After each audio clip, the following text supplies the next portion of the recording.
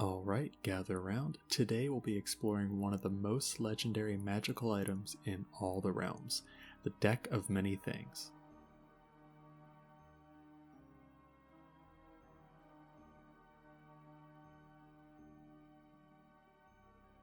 The Deck of Many Things, also known as the Deck of Hazards if you're Netherese, is an assortment of magical cards or metallic plates that are arranged as a set deck. They're also enchanted with some absolutely exquisite magic but should never ever be used carelessly. The Deck of Many Things typically contains 13 cards, but approximately a fourth of them hold 22 cards, and they're typically made of vellum or ivory, but it's not uncommon to find a deck made of thin sheets of metal. Also, they're almost always kept in either a small pouch or an ornate box of sorts. Also, something that's not very well known about this magic item is the fact that it's actually not one of a kind. There's more than one Deck of Many Things. The cards in each deck are all named and have a unique portrait that seems to almost glow from the power held within.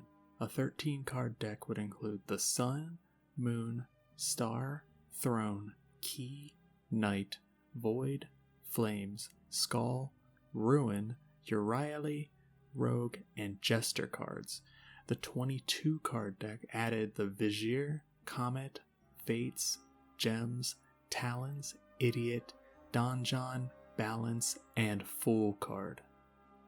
So let's say you find a Deck of Many Things and you want to interact with it.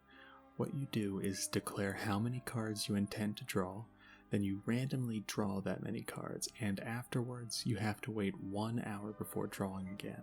Any extraneously drawn cards have no effect, and if you fail to draw the number of cards you previously declared, all the remaining cards fly from the deck and take effect. However, once a card is successfully drawn, its magic immediately takes effect and then it fades into oblivion, but that's not to say the card is gone from existence. The card actually instantly reappears as part of the deck. So this means it's entirely possible that the same card is drawn more than once, perhaps even in succession. The two exceptions are the Fool and the Jester card, which completely disappear once they're drawn. Going back, the original Decks of Many Things were created by the ancient empire of Netheril. Back then, these decks were nothing but decks of game cards known as Decks of Hazards. This casual deck building game was played competitively with slightly enchanted cards. After the fall of Netheril, though, the magic contained in surviving decks steeped into the now potent cards known across the realms. But I think a little primer on the Empire of Netheril might be warranted. Netheril was an ancient magicratic human empire in Faerun, whose influence was felt across their realms for thousands of years. The Netherese people lived in a strict hierarchy for hundreds of years, split into the nobles of High Netheril, living on flying islands miles above Toril, and the commoners of Low Netheril settled on the coast of the Narrow Sea. During its glory years before Dale Reckoning, the Empire of Magic would spread across a great section of Faerun. The Netherese, among many other fascinating things, had the use of something they called mythalars. A mythalar was a Netherese device that allowed access to vast amounts of raw magic. These mythalars were powered by the weave itself and gave these Netherese wizards tremendous powers. And it's from this power that the Decks of Many Things were created. Anyway, not to get too far into it, but the Netherese Empire suffered a great fall many years later, which perhaps we can cover in another entry. So that's just a very cursory overview of the Empire of Netheril, and I hope that gives you an idea of just what kind of power was used to create the Decks of Many Things. Also, I hope it engenders in you some caution if you're ever lucky enough to stumble across these wondrous items. Next, I want to do a rundown of each card and what it does. This is going to take a little bit, but you might find it useful to know what to expect if you decide to draw from the deck. Also, keep in mind the card's art can vary from deck to deck. Okay, I'll start with the Sun card. If you draw the Sun card, you'll be granted tremendous insight and skill as if you were much more experienced. In addition, you'll be granted a single wondrous item from anywhere throughout the realms or even other planes of existence. Next is the Moon. With the Moon, you'll actually gain the ability to cast the Wish spell up to 3 times. This one, in my opinion, is probably the strongest card. If you don't know what Wish is or does, we'll cover that at a later date. Just know that it can quite literally change the world around you however you want. Drawing the Star card would cause two defining qualities of yourself to be greatly and permanently enhanced.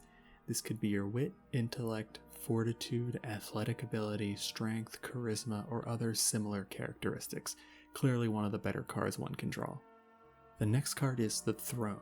With the Throne, you'll become much better at influencing others. Also, some random keep throughout the land will come into your lawful possession. However, the keep will be infested with monstrous creatures that must be expelled before it can be claimed. As far as I know, there are no recorded instances of any keeps appearing or having their ownership transferred by means of magic. Next up is the Key card, a rather simple one. The Key card will give you a rare weapon of the type you're proficient in. Up next is the Knight. When you draw the Knight card, an actual knight of the same race and sex will appear in front of you and pledge their loyalty to you. Pretty straightforward. The Void is the next card. This one is actually devastating if one draws it.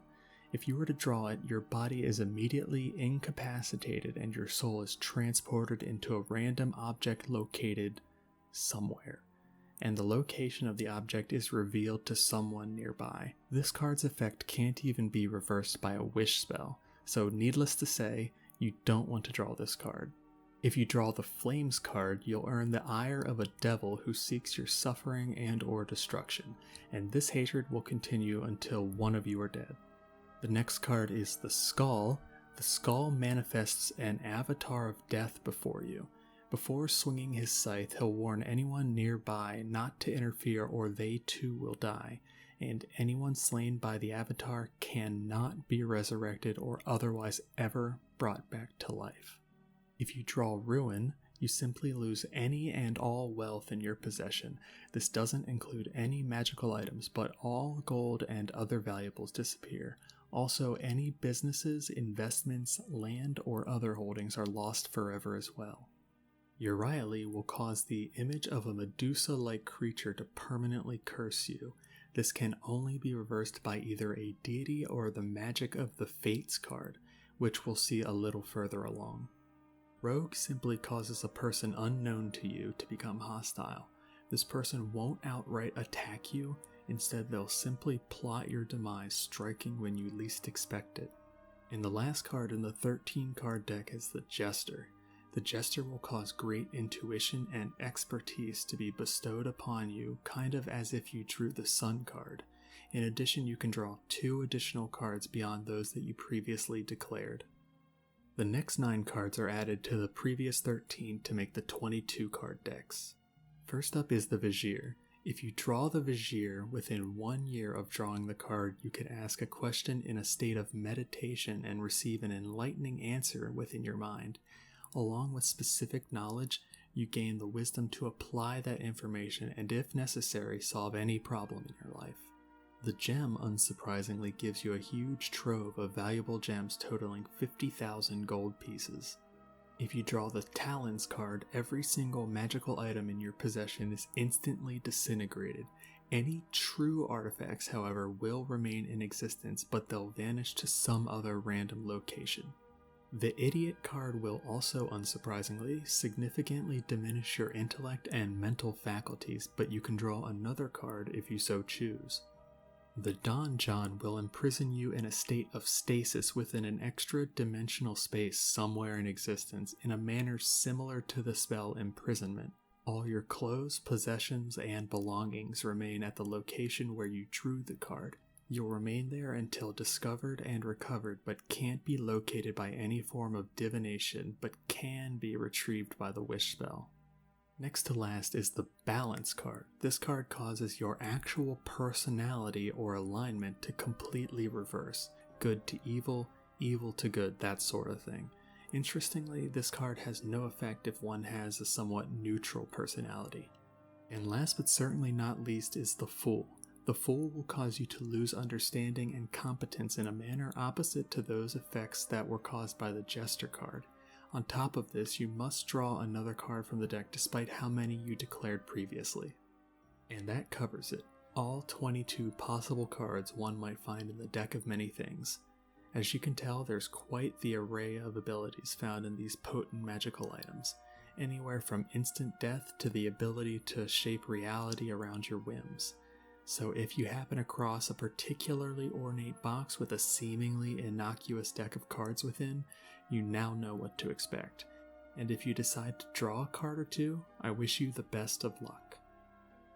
Alright guys, thanks for listening to this entry on the deck of many things. If there are any specific magical items you want me to research, let me know. Otherwise, hit that subscribe button to be notified when the next entry is released. This is your guide signing out. Be safe, take care, and happy trails.